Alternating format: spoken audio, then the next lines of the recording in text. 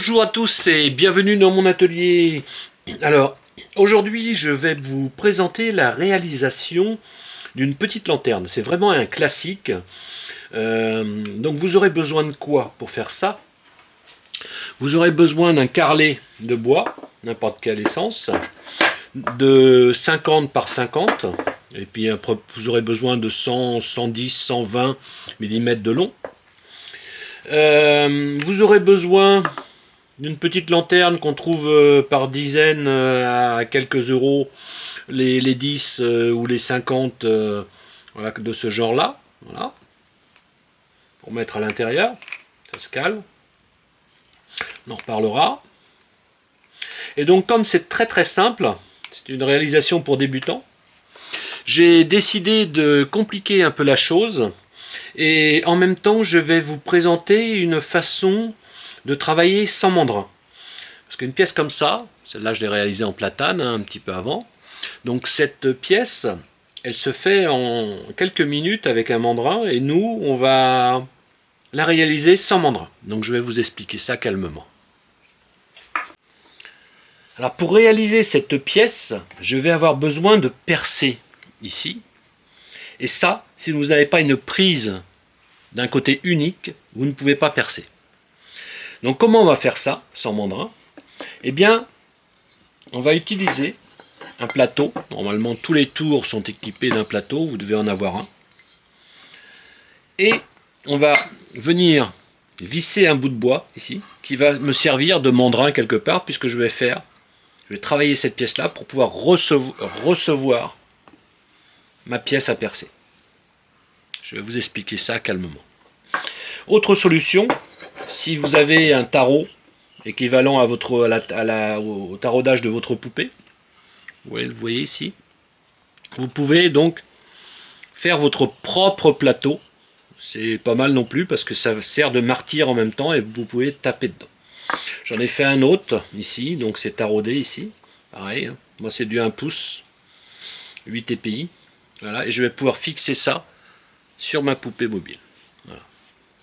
Alors, pour réussir cette petite lanterne, il y a l'ordre des choses à respecter. C'est vraiment important. Donc, première chose à faire, vous avez besoin d'un carrelet de 50-50 minimum. Celui-là fait un tout petit peu plus, ça va partir autour. Et j'insiste, ça doit être carré. Pourquoi? Parce que il va falloir, en premier lieu, que l'on fasse ces trous-là. Et ces trous-là, on va les faire avec une perceuse à colonne ou une perceuse à la main. Il faut vraiment réussir à faire ces trous-là. Ces trous-là, ils feront 20. Alors, on va partir pour ces trous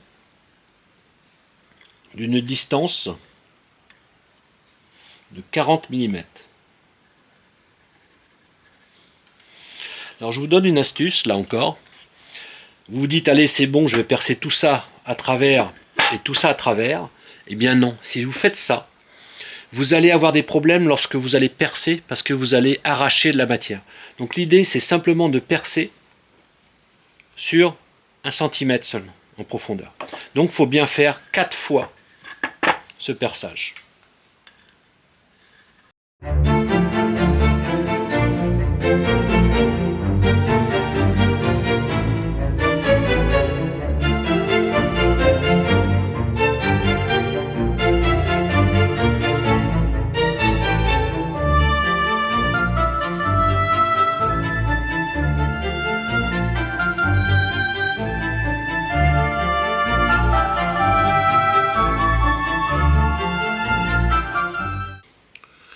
Donc voilà, on a fait 4 trous, pas percés jusqu'au fond.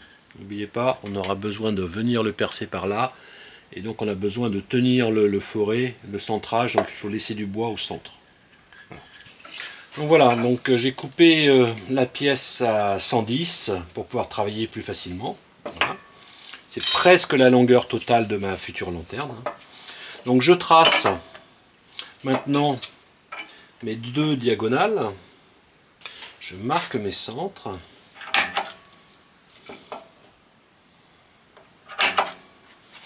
Maintenant, je vais cylindrer à 50.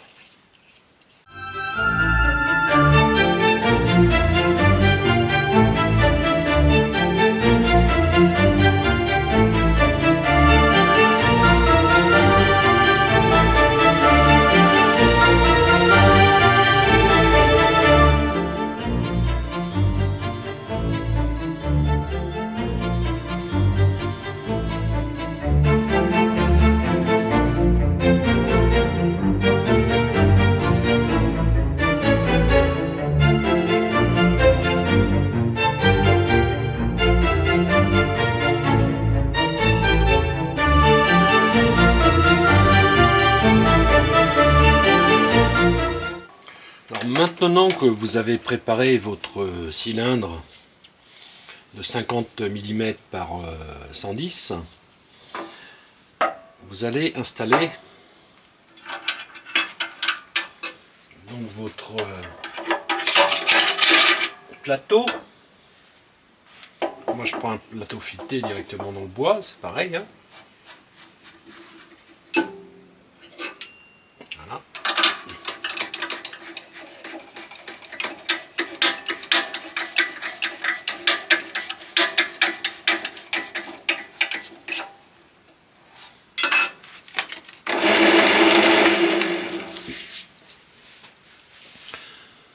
Donc maintenant vous allez devoir attacher ce plateau sur ce plateau, cette pièce là.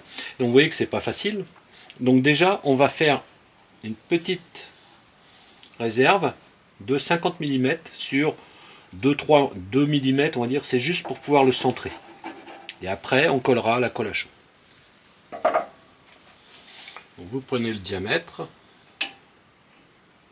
vous bloquez. Et là, il faut faire attention de ne pas vous blesser. Vous allez placer le pied à coulisse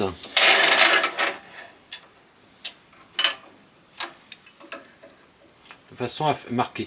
Mais pour que ça fonctionne, ça, il faut faire très attention. Si vous mettez les deux pointes, il va partir comme ça et vous allez le prendre dans le nez.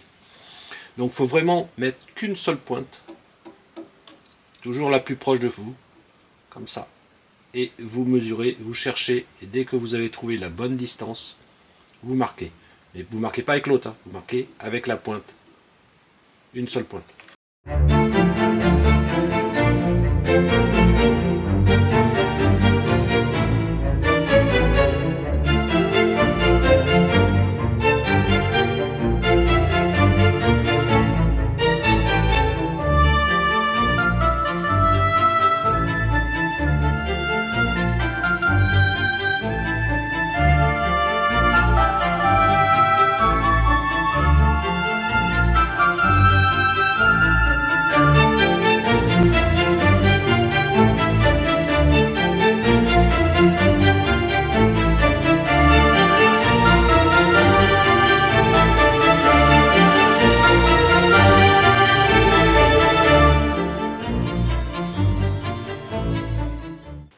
Donc comme vous voyez, maintenant j'ai une réserve ici qui me permet de centrer ça.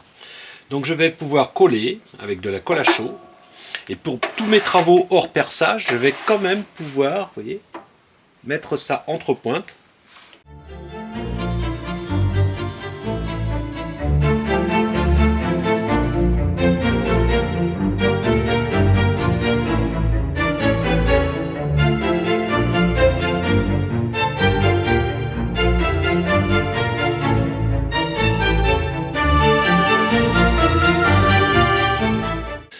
Donc maintenant que vous avez coulé tout ça, la première chose à faire, ça va être de percer ici.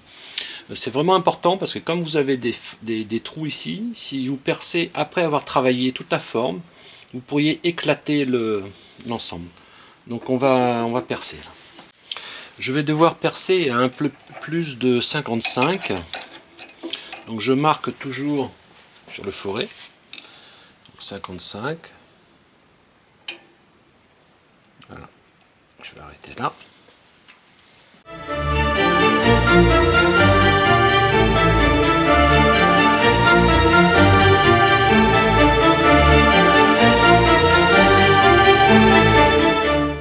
Alors la bougie que je vais insérer ici, elle fait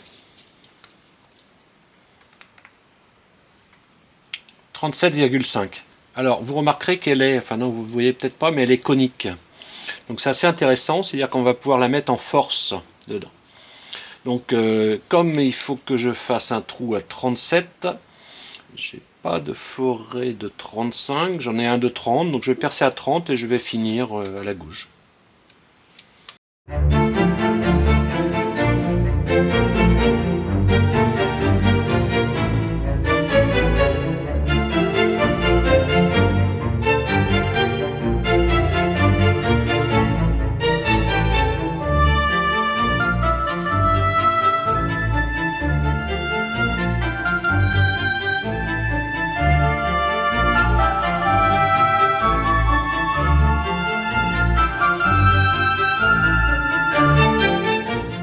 Bon, si vous suivez toujours, voilà où on en est.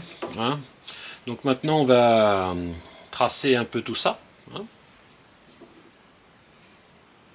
Donc, il faut que mon toit il s'arrête là. Là, j'ai la petite boule, jusqu'ici, à peu près. Ici, j'ai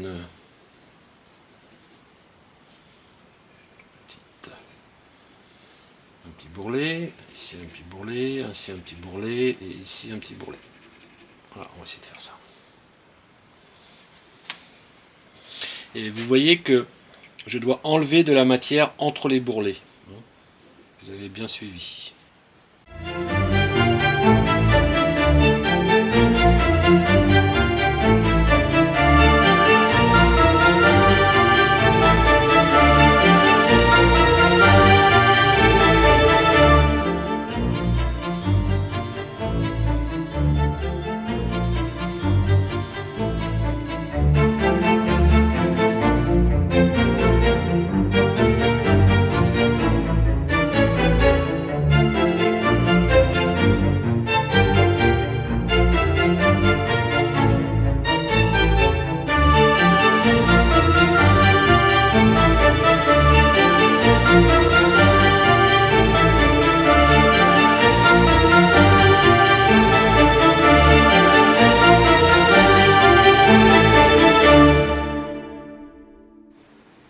Alors avant de continuer de trop par là, je vais complètement finir la pièce, la poncer du moins, de façon à ce qu'elle soit prête à couper ici, parce que j'aurai plus de deuxième chance.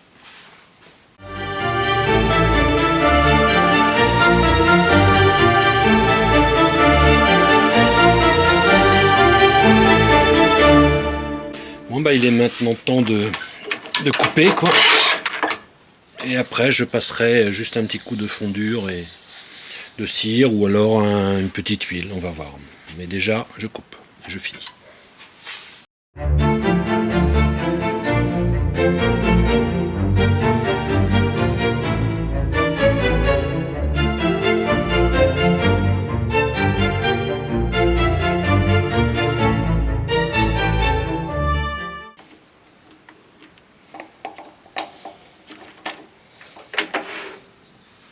Voilà, la bête.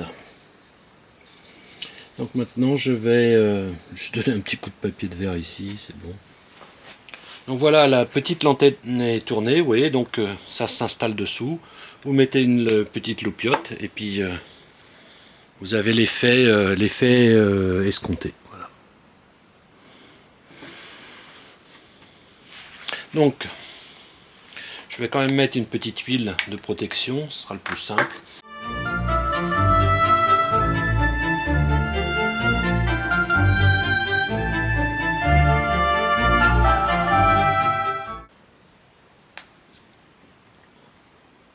Bon, vous l'avez compris, c'était vraiment une chose très simple à faire. Hein. Vous trouvez beaucoup de réalisations de ce genre sur Internet. Hein. Ça se fait très rapidement avec un mandrin. Là, j'ai voulu vous montrer une technique sans mandrin. Vous avez vu, vous pouvez réaliser des belles choses sans mandrin. Vous pouvez faire des bols sans mandrin de la même façon. Vous pouvez faire des boîtes. Si vous voulez, si ça vous intéresse, vous me le dites dans les commentaires.